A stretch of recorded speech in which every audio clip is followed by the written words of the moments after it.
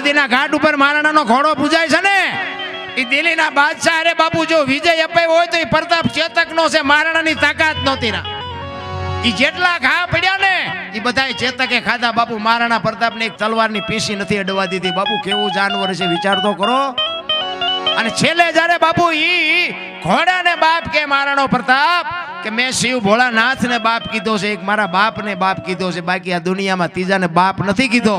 આ ચેતક હું તને બાપ કહું છું, જો એક વખત હાથીના કોંભજળ માથે ડાબા માંડી દે તો બાદશાહનું માથું ઉતારી લઉં, ચાકડીથી પીંડો ઉતારે. કેવું જાનવર છે.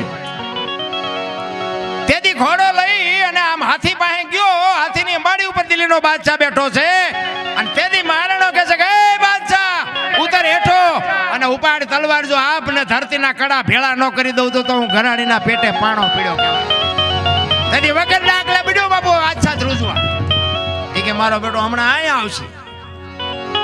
અને બાદશાહ બાપુ આમ અંબાડી ઉપર બેઠો હતો ને મહારાણો પ્રતાપ આમ દુશ્મનને જે વેરતો હતો ને, એક એક ગાયે 5-5 ના માથા ઉડાડતો હતો જેમ બાજરાના ડુંડા લાણી.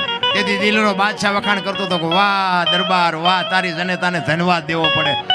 આ 22,000 ને હું રોટલા દઉં છું, પણ તારા જેવા જો મારી પાસે 10 હોય ને આખા હિન્દુસ્તાનમાં કોઈને રાજ ન કરવા દઉં. બાપુ દુશ્મનને વખાણ કરવા પડે, ઘા કરતા આવડે તો. તેથી ચેતકને બાપ કહે છે મહારાણો, અને એ કહે છે એક વખત હાથીના કુંભતળ માથે ડાબા માંડ અને એક ખેતરમાંનો રાઉન્ડ મારીને જબાંગ ઝાક લઈને ઘોડાને મૂક્યો વેતો. અને તેથી પેગડા ઉપર પગ છાડીને ઊભો થઈ ગયો ને હાથમાં ખુલ્લી તલવાર અને વંટોળિયો જાય એમ ઘોડો ગયો ને હાથીના કુંભતળ માથે ડાબા માંડ્યા ને એક ઝાટકો માર્યો ને હાથીના 2 ભાગ કરી નાખ્યા. કોની પાસે વાતો કરી? એની હારે એક તોગાજી હતા ને, તોગાજી. અમે અહીંયા મેવાડમાં ગયા, મેવાડમાં.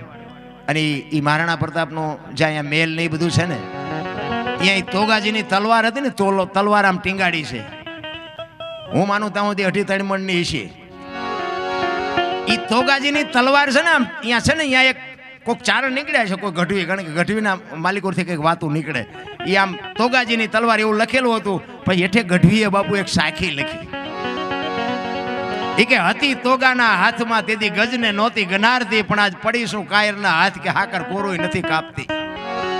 તોગાના હાથમાં જેથી હતી ને તેથી હાથીને હું નહોતી હારતી. હાથી માથે જો ઘા કરે તો હાથીના 2 ભાગ કરી દઉં, પણ અત્યારે રાકા કોઈ ઉપાડે એવા જ નથી, હાકર કોરોય નથી કાપી શકતી. વિચાર તો કરો કેવા મહાપુરુષો હશે, કેવા એના હથિયાર હશે, એને ઉપાડવા વાળા જાનવર કેવા હશે. એ અમારો સમાજ છે બાપુ, અમને ખુમારી ન હોય એમ તમારા સમાજમાં બાપુ વેલનાથ બાપો થઈ ગયો, એનો તમને પાવર ન હોય? હે, આવો સમર્થ પુરુષ, નાથ સંપ્રદાય જેને કહેવાય, નાથ સંપ્રદાયનો સાધુ.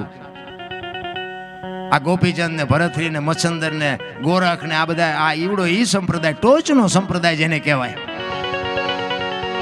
અમારે ત્યાં કોથળીઓ તોડી તોડીને 100 વીઘા વેચી નાખી. લો શું સીતારામ સિંહ આવડે એમને બોલતા? દુનિયામાંથી મરી જાય ને તેથી જો ગામમાં 5 જણા હરખી રીતે રોવે નહીં તો એમ સમજી લેવાનું જીવા નથી. આપણે મર્યા પછી આખું ગામ લાપસી રાંધે, એ બલ્લા જઈ જીવા કહેવાય. અરે એક શેરીનું કૂતરું મર્યું હોય ને તો માણા હાજે વાળું નહોતો કરતો. અરે કેવું શેરીમાં કૂતરું હતું, આપણને જાણ કરતું હતું. આટલી તો કૂતરાની કિંમત હતી ભલા મને.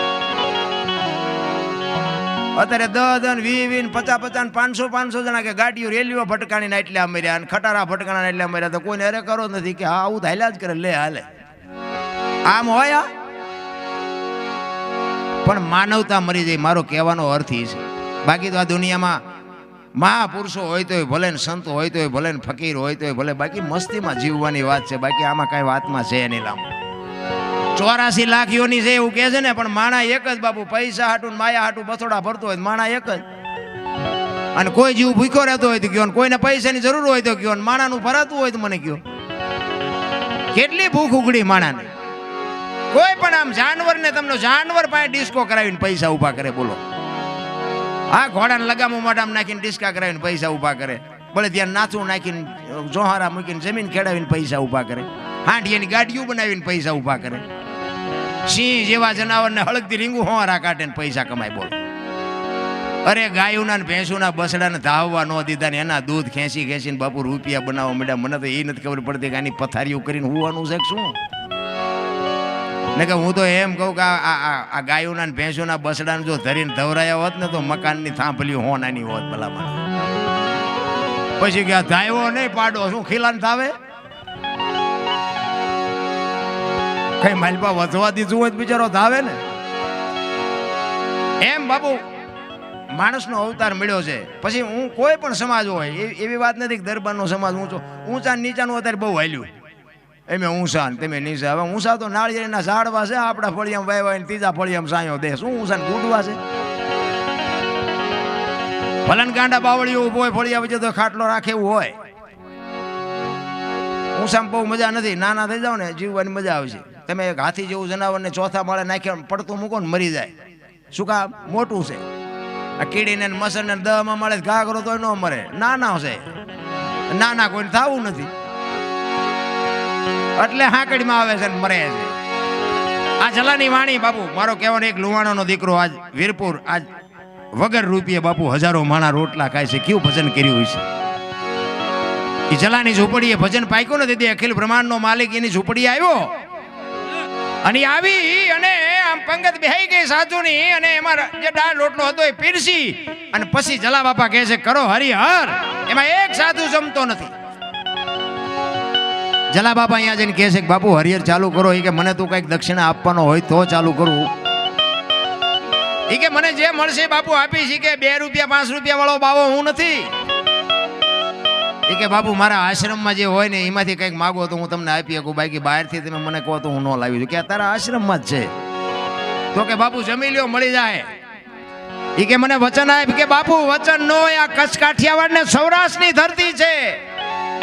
તમે એમ કહો જલિયાણ તારું માથું જોવે ને જો બીજી મિનિટ થવા દઉં તો મારી માનું ધાવણ લાજે. બાપુ જમી લ્યો વચન આપવાના ન હોય આમાં.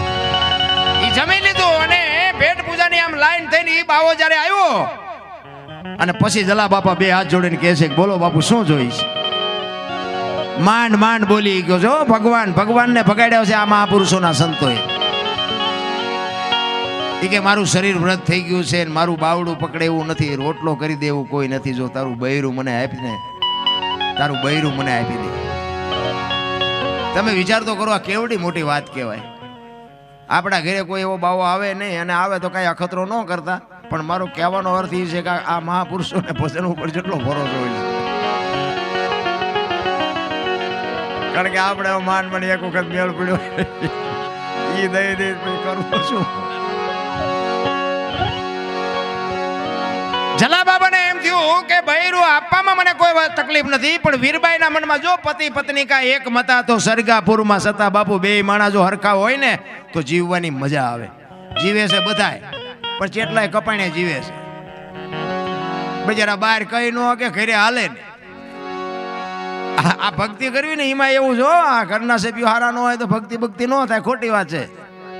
અમે આ મોટી મોટી કરતા હોય અને ઘરે જઈને ભડકો થાય તો તમને ગોળીઓ ન પાવી પડે.